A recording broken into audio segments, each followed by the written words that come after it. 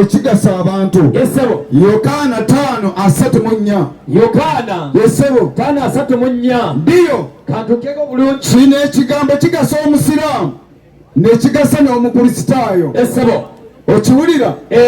Kireetereeta bwingi. Egamba ebigambo bino. Ndiyo Yokaana 5:34. Otyo egamba naye okutegeeza kw'omuntu. Yesu agamba nti naye okutegeeza kw'omuntu kukkiriza nze. Soma bwino. naye njogera ebyommwe. Naye njogera ebyommwe mulokoke. Gumpeere wandera ebigambo ebyo okkiriza ebya Yesu oba tobikkiriza. Twagala bikolwa Yesu bye yakusomesa bigasa ensi. Ekiwandiiko kikyo kiri mu Bayibuli kigambye nti okutegeeza kw'omuntu si kukkiriza. Naye njogera ebyo mwe mulokoke. Ebyo bikolwa birungi ddala ebyokulokoka era twatuza abantu ne tugamba mujje mulokoke. Ebigambo ebyo bikkiriza. Ekyo kimu. Ekyokubiri 8:23 bakusomerewo. Basome kitabo ki? Matayo. Basoma Matayo. Muze omuzindaalo guteeke wansi woba ompadde tayimu. Obudde bw'okwogera bw'oyogera onyongera dakiika. Ekyo kyo nkubuulidde. Soma bwino. 8:23 Matayo. 8:23 Matayo. Egamba ebigambo bino nti otyo n'asaabaala abayigirizwa otyo ne bagenda naye. Kirira ne luggwako paka wa. Basome paka wa. Baddamu olange bulungi. Leka nkusomere okirayika ono oleese mufere. Awo Yesu n'asaabaala abayigiriza ne bagenda naye. Ndiyo. Omuyaga omungi ne guyika mu lyato. Kirira. Naye Yesu yali yeebase. Bwe bajja ne bamwegayirira nga muzuukuse bagamba Mukama waffe tulokole tufa. So yabalokola lyato. Baali bafa nnyanja si ddiini. Baali bafa nnyanja. Eddiini tebalokoka. Kwata Qur'an. Njirina. Bwe muba mukuba mu ngalo nti obulokole buba bwa nnyanja. Kati kwata Qur'an. Njirina. 9:7-9:10 Qur'an. 9:1. Awo nawo tubuulire nabwo bwa nnyanja. Leeta ekiwandiiko. 9:1. Mulowooza munampona. Tebasobola kuwona. Ate n'ensaasira abahajjati omuli kuba engalo. Mmwe ne mujana temulinnyayo. Tali mukazi alinnya mutana wa doogu. Bikuleeta. Bitambaala agenda nabyo leero. Nikula kiwandiiko. 7:8. Egamba etya? Egamba nti ndayidde omwoyo. N'engeri gye yakutondamu Katonda. Kirira. Nga mwenkamunkamu ate muteefu. Soma. N'aguyigiriza obwonoonefu bwagwo. Otyo. N'okutya kwagwo. Leeta. N'aguyigiriza obubi n'obulungi. Leeta. Mazima alokosa oyo. Atukuza omwoyo. N'agutukuza. Ndiyo. Obutakola byonoono. N'okola ki? N'okujeemera Katonda. Kumpeere wandera. Wanaawe walokoka obulokole obuli mu Qur'ani bwakulokoka nyanja. 7:8 Qur'an. 7:8 Qur'ani gireete. 7:8. Bw'omala eyo nga ndeeta endala. Soma bwino. Kangireete. Otyo. 7:8 Qur'an. Egamba etya? Egamba ebigambo bino nti yanguya. Egamba n'okupima ku lunaku olwo. N'okupima ku lunaku olwo. Kuliba kwa mazima. Kirira. N'omuntu bwe birizitowa ebipimo bye. Otyo. Eby'emirimu. Ndiyo. Ebirungi. Abo ne b'okulokoka. N'agamba ati bagenda otyo. Kaakati nze bw'endaba akuba engalo aba anyambye mbu bagenda kulokoka ku ki? Ku nkomerero. Kwata Qur'an. Girina. 2:3 Qur'an. Egamba nti mazima ddala balokosa abo. Mazima ddala balokosa abo. Abakkiriza. Abo batuuka ku nkomerero w'omuzindaalo. 2:3. Ndiyo baba. Ekisabo kino ekya Qur'ani. N'obusoma ekiwandiiko. Agituukako bulungi. Yanguya. Ey'okubiri. Qad aflaha abo ndiyo okusaala kwabwe ababanga beewombeefu. Ekibuuzo bw'obanga osaala muwomuzindaalo walokoka. Wasaala walokoka. Bagambye nti abagenda okuloka basaala ddaka kyokubiri. Kyokubuuza walokoka. Bagambye nti abo mu kusaala kwabwe osaalira oli mulokole. Osaala walokoka. Osaala walokoka.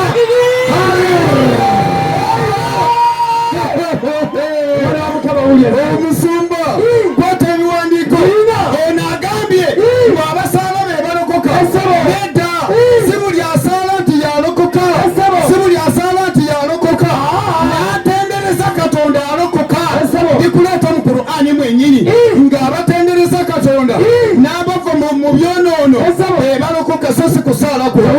kwata Qur'ani yenyewe 10 leta 17 Qur'an 17 ndiye baba kino kya Qur'ani ovao ompera abasiramu abakazi ogenda kubampeera ekiwandiiko Yesu agamba nti abakazi n'abasajja tugenda kubeeranga muntu omu mu bwakabaka bw'eggulu ate ye Qur'ani ate egenda kusomesa birala yanguya egamba bweti 17 egamba eti ani muli az'amaanyi bebano abataagala kulokoka okusinga oyo akunja ku Katonda otyo obulimba leeta oba n'alimbisa obubonero bwe soma mazima tebagenda kulokoka abaki aboonoonyi bebano esebo owulira omwonoonyi tagenda akola ki lokoka kubanga omwonoonyi nambeemu ye musiraamu Qur'ani eragira buli musiraamu yenna nambeemu omwonoonyi ye Muhammadi omubaka wammwe gwe musinze gwe mugoberera yali mwonoonyi nambeeyi kwata Qur'ani 17 Qur'ani n'olwekyo gwe Muhammadi manya nti mazima oli akakatibwa kusinzibwa kirira Katonda yekka soma era weggayirire Katonda era Muhammadi alina kwegayirira Allah akusonyiwe ekibi kyo n'omuzindaalo wandera Muhammadi yakola kibi ki kimuyindire kyemumusabira paka kati buli musiraamu asabira Muhammadi yakola kibi ki basiraamu leeta nsobe 9:2 teekayo omuzindaalo sigwa obisoma 9:2 Qur'an esebo leeta bwino ebagambye mungende musherehe muleetere egamba ebigambo bino ati ndiyo Katonda yasonyiwa nabbi mbu ala yasonyiwa nabbi Muhammadi wala wasalama n'atokola kibi kyonna mbu Muhammadi teyakola ki omusumba ono bw'agamba nti Muhammadi teyakolako kibi ndikuleeta ebibi Muhammadi byeyakola ekibi Muhammadi kyeyakola nambeemu kugenda kunyaga minyago gy'abantu Muhammadi yanyagirawa kwata ekitabo kya Qur'an 8 mu Qur'an egamba nti bakubuuza gwe Muhammadi minyago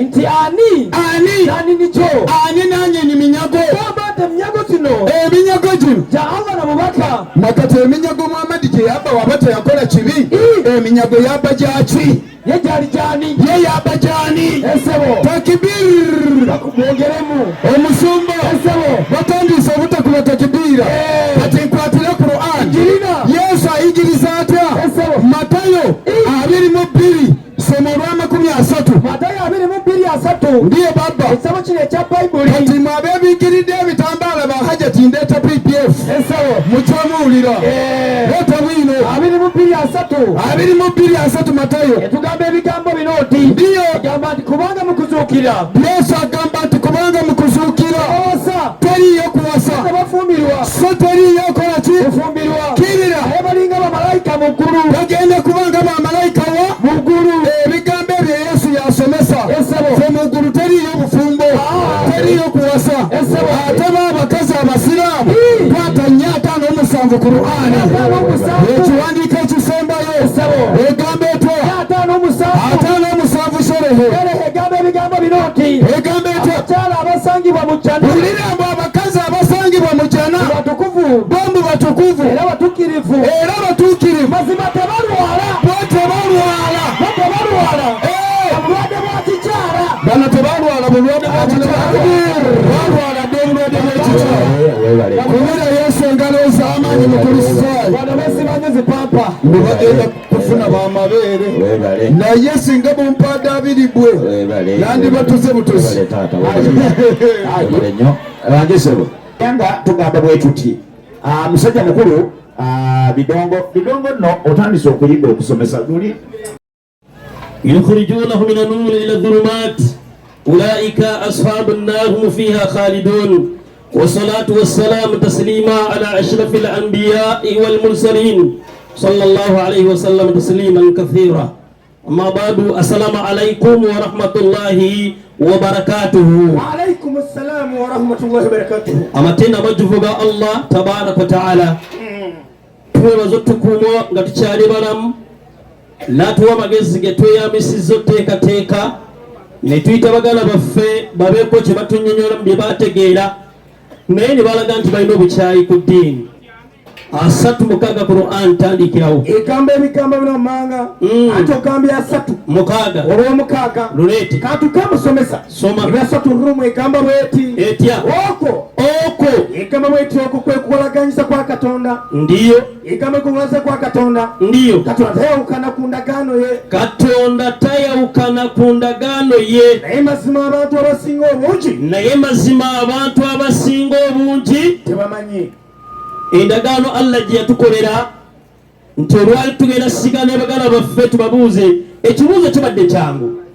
Biki Yesu bye yayigiriza abantu? Biki bikolwa ki Yesu bye yatusomesa nga bigasa abantu bonna? Awuliddeko omukwise nga atuwa ekikola Yesu yayigiriza, wanika omukono. Not at all. Kitegeeza bamuwadde omulamwa nga teyeetegese. Twagadde atuwe ebintu wadde 3 nga Yesu yabiyigiriza nga bigasa abantu bonna. Kati agenze ku bino gyasembye egyo booleeta ebadde 4 n'asoma layini ebadde ya 5:7 gireete kina nemukyali. Egambo ebigambo lwammanga. Ndiyo. 4:5 gireete tumuyambe. Egambo beti abakyala abasangibwa mu jjana. Waliyo abakyala baliyo bali mu jjana olwo ne baabatonda gye bali. Lindako ne wabeerawo abakyala abali wano olwaliro abatudde. Waliwo enjawulo. Bano bakyala bali mu nsi, bali bakyala bali mu jjana bonus. Bagenda bongera kubona abasajja abakola emirimu emirungi ng'ate baawasa abakyala abalungi ne bakola emirimu emirungi. Soma ekiwandiiko. Egambo beti abakyala abasangibwa mu jjana batukuvu. Soma. Era batuukirivu. Enjawulo ennene eri wakati w'abakyala bano ne bali kubanga bali batukuvu. That's why bagamba toyenda. Oyenda ku kikono. Oyenda kikono bw'olaba nga bakutegekedde omuki omutukuvu. Continue. Era batuukirivu. Soma ekiwandiiko. Tebalwala n'obudde bwa kikyala. kati oleese yaki? Batukuvu mu mpisa zaabwe. Waliwo omusiraamu akiwakanye ekyo kati obadde osoma kyaki? Era abayonjo. Ekyo kitegeeza nti omusumba tategedde mulema gwe bakoze eki? Bamuwadde. Kwe kugenda ku ebyo. Bw'avuddeawo n'asoma olunyiriri lundeetere wamma ebadde 23 emu gireete. Egamba beti 23 emu. Egamba beti mazima ddala bali okusaala abakkiriza. Ndiyo. Abo nga mu kusaala kwabwe beewombeefu. Kakati aleese yaki nga tasaala? Ekitegeeza okulokoka kigambo kino abakristaayo tebakitegeera. Ekigambo kulokoka kitegeeza kuwona. Owona ki? Owona muliro gwa Katonda n'ogenda mu bulamu butaggwaawo. Toyinza kugamba leero nti wawona ng'okyalina ebbanja ku dduuka. Toyinza kugamba nti wawona ng'ova mu kanisa. Kye bayita okulokoka kitegeeza kuwona muliro gwa Katonda.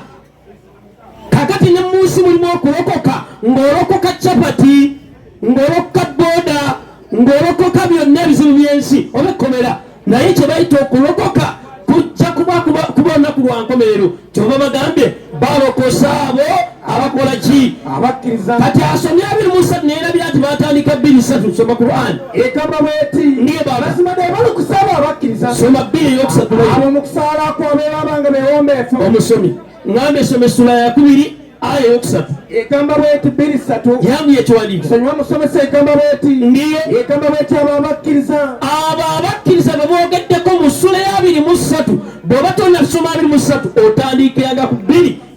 Abakkiriza bagamba batya? Ne bakakasa ebatalabako. Abaali mu nsi ne bakkiriza ne bakakasa ebitalabwako. Ne bayimirizaawo esswala mu bujjuvu. Ne basaala esswala mu bujjuvu. Ne bagabanga bajjamu ebyo tubagabidde. Ne bagabanga bajjamu ebyo Katonda by'abagabidde. Era abo abakkiriza ebyasibwa gy'oliko Muhammadi. Abakkiriza ebyasibwa eri Muhammadi. Era ebyasibwa oluberyeberyeru. Ne bakkiriza Tawulaati, Zabbuli n'Enjiri. Era ne babeera bo nga bakasa enkomera obulamu bw'oluvannyuma. Continue. Era abo be bali ku bulunga mu bufu eri Mukama wabwe Katonda. Be bali ku bulunga bw'obanga wakkiriza Muhammadi n'okkiriza Tawulaati n'okkiriza Enjiri gw'oli ku bulunga mu bwavu eri Katonda. Continue. Era abo abantu abakola ekyo beeb'okulokoka. Kyova bali bagambye nti balokosa abo abaaliga mu nsi nga basaala ng'ate baki beewombeefu. Ageze n'aga nti abasiraamu abakyala tebagenda mu ggulu abamujjana. Awulidde ekyo wanika omukono. Mpa aya mangu nnyo ana musanu kaga munana Qur'an Allah agenda tukola ya ibadi la khawfu alaykum al-yawm wala antum tuhzanun alladhina amanu bi ayatina wa kanu muslimun dukhul jannatan antum wa azwajukum tukhbarun mu'minun ekaba betana musatu kaga munana Qur'an katonda alikola bonna bamutanga kunsi katonda agenda kola bonna bamutanga kunsi abantu abadubanga abali abawulize temulina kutyamu olwaleero ate mulimu bakunakuwala soma ekiwandiiko abakkiriza ebigambo byeffe ne beera abasiraamu abakkiriza ebigambo by'omutonzi ne bamu ddiini ey'obusiraamu abeewangayo gye tuli ndiyo kale nomuyingire kyonna ennyumba ey'emirembe paradise the house of peace mmwe n'ebakyala bammwe nga mweyagala in your house in happiness and your wife in happiness bwaka nnyini ne mukyala ng'oli mu mirembe tewali lunyiriri mu bayibuli ng'omukazi omugulisaayo agenda mu ggulu kankuwe bayibuli ekubikire mpa 27 leeta 11 ekitabo kya Isaaya ekamba betta 27 ndiyo 11 Isaaya kirete ekamba ebigambo lwammanga ndiyo 27 11 kirete ekamba betta amatabi gamu we gali wotoka amatabi g'omu we gali wotoka gali wogolwa gagenda kuwogolwa abakazi balijja ne bagooca kubanga ndiyo be bantu abatalina magezi soma yayabakola kyalivaalamu okubasaasira ndiyo era yaba mu mwoyo talibalaga kisa Yobu 7 ekamba ebigambo lwammanga jangu yanguwa Isaaya 17 jangu ya tuteese fembi omusomi wapasebo atuuse mwagadde waleero kola bwoti 15 Qur'an ekamba ebigambo lwammanga ekamba bweti 15 ekamba bweti kiriza atuukewo somesa soma ekamba bweti 15 soma kyadda kyabo abakafuala bajeema ono ne banne nga bwe bajeema baliegomba nti singa twali basiraamu njagala one single verse from the Bible ngegamba kyadda kyabo abakafuala ne bajeema balyegomba nti kale singa twali balokole n'omuzinda ze kuwa mu Qur'ani mwenyini kinaamu 7:14 soma sherehe yako omusomi kaleko bagisome aitogenda onajja kuwoma tulina aya egambye kyadda kyabo abakafuala balyegomba nti singa twali baki singako Qur'ani muwe bayibuli ino leeta olunyiri nga lugamba kyadda kyabo abakafuala balyegomba nti singa twali baki ate mukazi wakulemba okuzaalamu ogenda muwanemba basome ekiwandiiko kyendeese kale some mukukusa byaki kabasome 87 kade Abrahama ntazaka yes babasome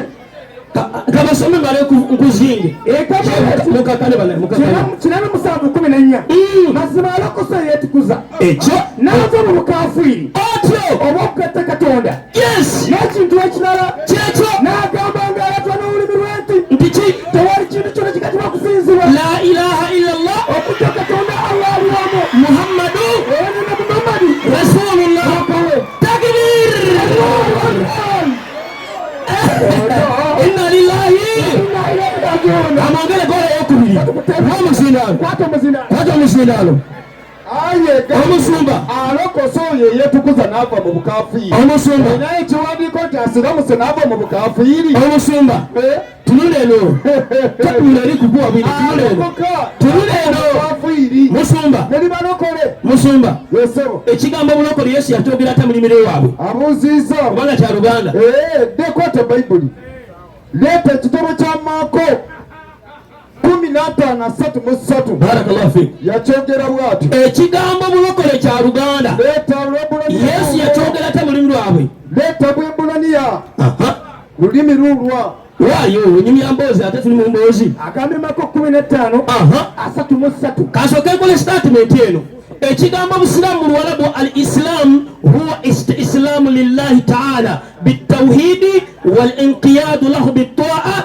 wal-khulus min ash-shirk. Mu Luzungu, Islam is the total submission to the will of the Almighty Creator. Mu Kiswahili, Uislamu ni unyenyekevu, ina maana ukawa mnyenyekevu katika amri za Mwenyezi Mungu. Mu Luganda, obusiraamu kitegeeza okwewaayo n'ogyemulukira ebigambo bya Katonda. Ekigambo bulokole kya Luganda mu lulimi lwa Yesu yakyogera atya? Mulize omuzindaalo. Yesu yakyogera atya mu lulimi lwabwe? Leta mwenyini nsome. Leta nsome kubanga nze nkulangidde ne bitabitegeera. Kati somawo tuwulire Yesu yakyogera kubanga osoma Bayibuli ya Luganda katubuli yakyogera atya? Olw'Ebulaniya mweruli. Soma. 15:3 egamba bweti egamba nti awo essaawa ey'omwenda Yesu n'akaaba n'eddoboozi ddene. Yesu n'akaaba n'eddoboozi ddene. Eloi Eloi lama sabachthani. Eloi Eloi lama sabachthani. Nga kitegeeza ki? Yeti Katonda wange kyo lwaki ondeka? Ekitegeeza Mukama alina kumulokola. Nkubuuziza ki? Ekikyo nkubuuziza teekayo omuzindaalo. Teekayo omuzindaalo. Ate Seeka Yusufu awo Yesu yali akaaba maziga. Yesu yagamba Eloi Eloi lama sabachthani, nga kivunula nti Katonda Katonda wange Katonda wange lwaki ondeseewo? Ekibuuzo kibuuza ekigambo bulokole kya Luganda. Mu Luzungu it is salvation. Mu lulimi olwa Yesu bakyogera butya? Omusumba alina ekigambo ekyo bulokole. Awaliko omukono. Dakiika ziweddeyo taata wadde ng'aleese kukaaba. Bamubuuza birala aleeta kukaaba Yesu. Olwekyo seeka nga mmaliriza. Mmaliriza ne layini eno. Nya anamunya Qur'an. Maliriza kera nayo. Egamba ebigambo n'amanga. Ndiyo. Nya anamunya Qur'an. Kireete wamma. Yegamba bweti. Ndiyo. Musomesa. Kireete. Yangu yakoseeko obudde. Egamba bweti nya anamunya. Kireete mangu. Egamba bweti abo Katonda be yawa ekitabo Tawulaati n'Enjiri. Bano Katonda be yawa Tawulaati n'Enjiri. Baabula. Wangi. Baabula. Yongeramu. Wabula. Baagaana mmwe muve mu ddiini yammwe y'Obusiraamu. Mukole ki? Mubulenga bo bwe baabula. Bw'oleegatta ku bantu abo abaabula naawe ogenda kukola ki? Ogenda kufuuka mu buze. 15 18 nvuye bakoliisa ekisooka. Egamba ebigambo n'amanga. Ndiyo. Wakorintho wa kwanza. Enasemaje? 15 18. Soma. Iriza atuuka musomesa. Jireete. Yegamba bweti Wakorintho asooka. 15 18. Ndiyo. Yegamba bweti. Ndiyo. 15 18. Bolwanze gasoma. Abaana ababaka mu Kristo. Bakola ki? Baabula. Omulama gubadde mwangu. Biki Yesu bye yatuyigiriza nga bigasa abantu bonna. Muhammad yayigiriza ebintu bingi ndeeta kimu. Yagamba albarakatu to'am al-udhu'u qablahu wal-udhu'u ba'dahu. Omukisa oguli mu mmere nabbi yabiyigiriza kwe kunaabanga tonagirya ate onaabenga omaliriza okola ki? Okulya. Bwe tusoma Luka 13:7 wagambawo watya? Yesu yayigiriza atya ye? Bweti 14:7. Ndiyo baba. Ekitabo kya Musayiruko. Ndiyo baba. Yegamba bweti 11:7. Kireete. Egamba etabo yalinga ayogera. Ye Yesu yalinga ayogera. Ndiyo. Omufayisaayo n'amuyita okulya emmere. Ku mmere. N'alya nga takoze eki? N'alya nga takoze eki? Nga takoze eki? Ekyo nabbi yakiyigiriza buli yenna anaaba mu ngalo ng'ogenda okulya oli ku njigiriza ya Mubaka Muhammadi sallallahu alaihi wasallam. N'abayigirizwa be tebaana bw'osoma Matayo 15:2 nabo baalya emmere nga nabo tebakoze eki? Tebanaabye mu ngalo. Nabbi najja n'ayigiriza n'agamba nti alya emmere ateekwa kusooka kunaaba mu ngalo ate ekyokulala ateekeddwa kunaaba ng'amaliriza. Olwekyo kyetubadde twagadde atuwe haji ongambye obudde bunkwatidde gyembadde naye nga twebaza Abasiraamu olw'okuba nti muzze okuwuliza ebigambo. Tukyaliwo. Wassalamu alaikum warahmatullahi wabarakatuh. Waalaikum salaam warahmatullahi wabarakatuh. Wabula Abasiraamu mwebale kujja n'abatali Basiraamu nammwe mwebale kujja, bawala bange mwebale kujja.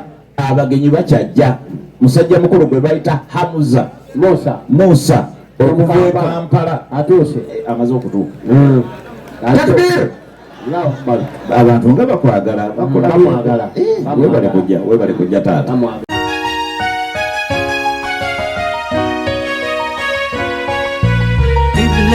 Islamic Media. Qibla Islamic Media.